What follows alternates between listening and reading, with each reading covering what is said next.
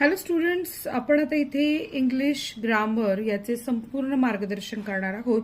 तर याच्यामध्ये सगळ्यात महत्त्वाचा टॉपिक असतो पंक्च्युएट द फॉलोइंग सेंटेन्स. आणि हा प्रश्न हमखास एक्झाममध्ये येतो म्हणजे येतोच आणि 10th तर येतोच येतो. तर इथे प्रश्न काय विचारलाय, व्हॉट्स दॅट सेड कमल किशोर.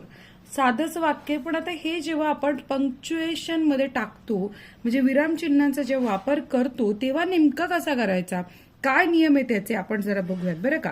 सगळ्यात पहिलं म्हणजे आपल्याला काय करायला लागणार, सुरुवात आपल्याला कशी करायला लागणार, कॅपिटल लेटर इथं वापरावं लागणार. म्हणजे सगळ्यात सुरुवातीला आपल्याला कॅपिटल लेटरचा वापर करायचा आहे. पण व्हॉट्स हे काय अनेक वचनी व्हॉट्स नाहीये ना, त्यामुळे ॲपॉस्ट्रॉफी इथे वापरायचे व्हॉट्स. पण आता सुरुवातीला डायलॉग दिसतोय व्हॉट्स दॅट, डायलॉग असेल तर तो अवतरण चिन्हामध्ये टाकायचा असतो, म्हणून इथे दुहेरी अवतरण चिन्ह पाहिजे. व्हॉट्स दॅट म्हणजे हे काय आहे असं कुणीतरी काहीतरी म्हणतंय बरं का. प्रश्न पण विचारलाय कारण इथे WH वापरलंय म्हणजे प्रश्नार्थक सर्वनामे. तर व्हॉट्स दॅट विचारलंय म्हणजे इथे अवतरण चिन्ह पूर्ण करूयात. हे काय आहे, सेड. सेड हे इथे कॅपिटलची गरज नाहीये, पण इथे नाव दिसतंय, नाव आहे की मग आपण सुरुवात कॅपिटलनं करायची.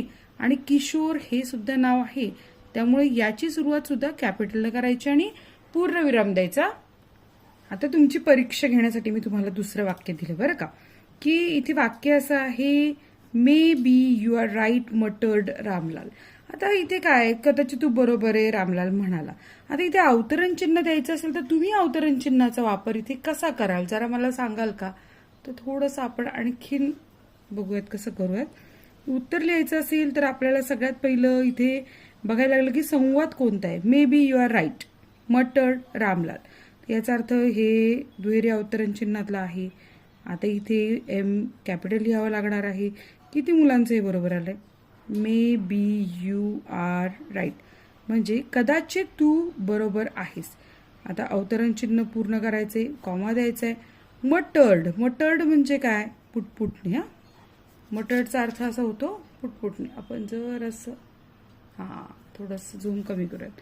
आणि रामलाल कारण इथे नाव आलेलं आहे, सो इथे पूर्ण विराम झालं की नाही. आपलं उत्तर आलं, किती मुलांचं आलं सांगा मला. आणि अशा प्रकारे आपण सर्वांना इथे कॉमा किंवा इन्व्हर्टेड कॉमा किंवा पंक्च्युएशन मार्क्स द्यायचे असतात. आणि आहे ना सोपं. जर काही अडत असेल तर मला तुम्ही कुठलाही क्वेश्चन पाठवा, तर मी तुम्हाला त्याचं उत्तर नक्की पाठवेन. भेटत नेक्स्ट व्हिडिओमध्ये. धन्यवाद.